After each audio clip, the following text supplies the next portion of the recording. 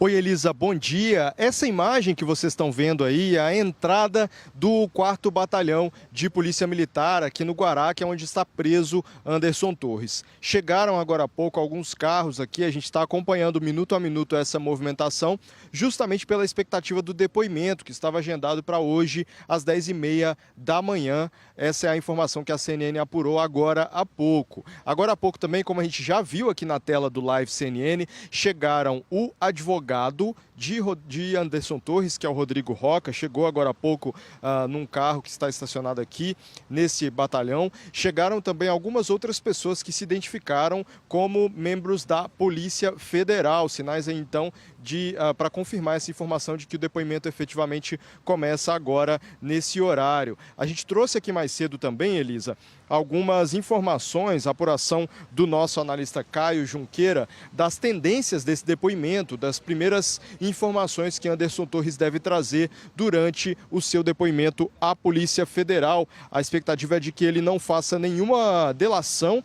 Isso porque, de acordo com os advogados de Anderson Torres, não há nada a ser delatado, mas Anderson Torres também não tem a expectativa de fazer um depoimento que possa colocar Jair Bolsonaro em maus lençóis, que possa trazer dificuldades jurídicas para o seu ex-chefe, o ex-presidente da República, do qual Anderson Torres foi ministro da Justiça.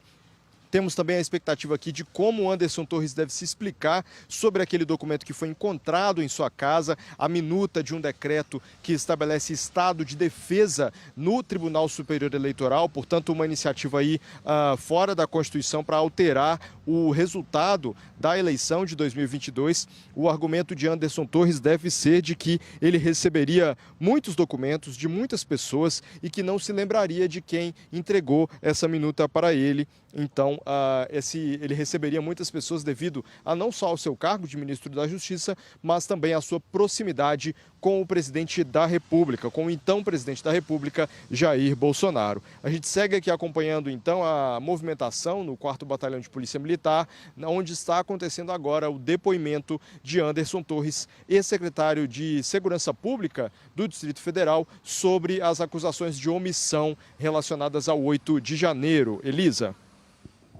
Temos então aí as imagens. Essa é uma imagem da porta do batalhão, onde está neste momento Anderson Torres, imagens ao vivo para você às 10h48. Essa é a cidade de Guará, que fica ali a aproximadamente uns 15 quilômetros do Distrito Federal. É chamada de região administrativa. Por uma própria ordem do Supremo Tribunal Federal, houve ali a determinação de que o caso envolvendo Anderson Torres que tivesse a tentativa de ser o mais discreto possível. Então a gente vê que Anderson Torres está em um local afastado. Tanto o momento da prisão de Torres, ele foi mais discreto do que o habitual, até Gustavo Uribe trouxe para a gente esses detalhes, não é, Uribe? Sobre não ter aquelas figuras que depois ficam conhecidas por aparecerem em grandes apreensões ou em prisões que reverberam muito na imprensa, então foi pedido que houvesse a discrição. E ele também está nesse local afastado, não só por isso, mas por causa do cargo dele, por causa das atribuições de Anderson Torres, não é, Uribe? Sim, porque você sendo secretário da Segurança do Distrito Federal ou de qualquer outro estado do país, você sempre fica como alvo da bandidagem. Então é necessário também ter um pouco de discrição e segurança. E tem uma informação agora de última hora, porque o Caio Junqueira, Elizabeth, que está nos assistindo. Caio Junqueira tem que dormir, gente. Audiência qualificada, ele nos assiste, trabalha, apura e cuida de 2 crianças.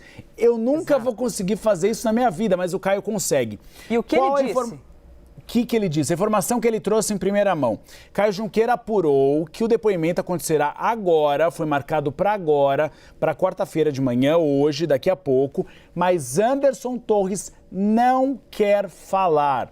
A defesa de Anderson Torres tem alegado que não teve acesso aos autos da investigação. Então, que é possível que ele se mantenha em silêncio. É um direito daquele que está sendo investigado e preso não produzir provas contra si, ou seja, se manter em silêncio. Então, a tendência que Caio Junqueira apurou é de que comece o depoimento, Anderson Torres não se posicione, a defesa cobre acesso aos autos da investigação e ele acabe não falando nada. Isso aconteceu em algumas audiências de custódia de alguns detidos no vandalismo em Brasília. Eu tive acesso a esse inquérito. É um inquérito que é longo, viu, Elisa? De mais de 2.000 páginas. Nossa. E alguns daqueles que foram detidos, que eu consegui ver no final de semana, debruçados sobre essa investigação, não quiseram também depor para não produzir provas contra si. E aí fica a cargo, então, da Polícia Federal fazer uma investigação para tentar encontrar as responsabilidades em cada caso. Mas a última informação fresquinha, chega a manteiga derrete, que o Caio Junqueira traz agora aqui na CNN Brasil, é de que a tendência é que Anderson Torres não fale, não produza provas contra si, porque a defesa tem reclamado que não teve acesso aos autos da investigação. Elisa. Bom, Caio Junqueira já descobrimos que não dorme de fato e mandou a informação para a gente que Anderson Torres não deve falar. A gente tinha já antecipado, inclusive pelo Gustavo Uribe, que o depoimento, né, Uribe, deveria ocorrer hoje. E, de fato, nós vimos o advogado chegando ali até a sede do batalhão da Polícia Militar. Você também já ressaltou algo muito importante, que ele tem o direito de fazê-lo, se quiser manter-se em silêncio.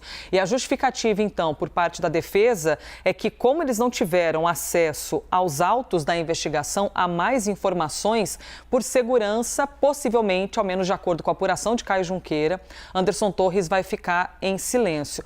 Uribe, politicamente, por qual motivo pode ser importante Anderson Torres manter-se em silêncio neste momento? Por qual motivo pode não ser bom que ele já faça esse depoimento sem ter acesso aos autos desse processo? A gente precisa entender estratégias jurídicas dos dois lados. Ibanez Rocha, ele se antecipou, o governador afastado do Distrito Federal, ele foi até a sede da Polícia Federal e deu as explicações. Ele mesmo decidiu e foi até a sede, né? Pegou todo mundo de surpresa. Justamente, ele mostra uma boa vontade para ajudar na apuração. Anderson Torres está numa situação um pouco mais difícil. Era ele que estava à frente, inicialmente, da Segurança Pública do Distrito Federal, tirou férias após assumir o cargo, estava no exterior, como já dissemos, estava na Flórida, Jair Bolsonaro estava na Flórida. Não há informação e eles negam que tivesse havido um encontro entre ambos. Mas nós temos alguém que era ministro da Justiça de Jair Bolsonaro. E os depoimentos do ex-comandante da Polícia Militar do Distrito Federal e de Ibanez Rocha apontam para Anderson Torres. Se não houve responsabilidade, houve pelo menos omissão.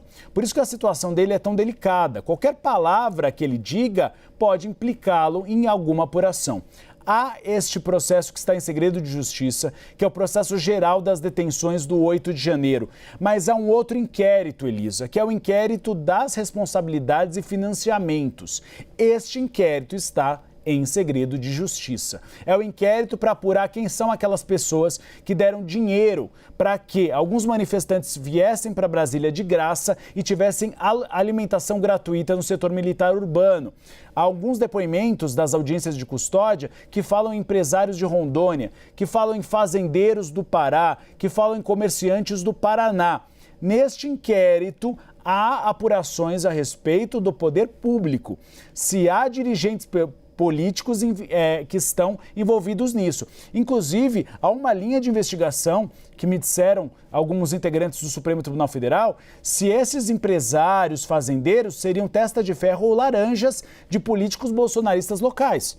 Ou seja, que na verdade os financiadores seriam políticos bolsonaristas que utilizavam eles para fazer o depósito desses valores e também autoridades do Distrito Federal.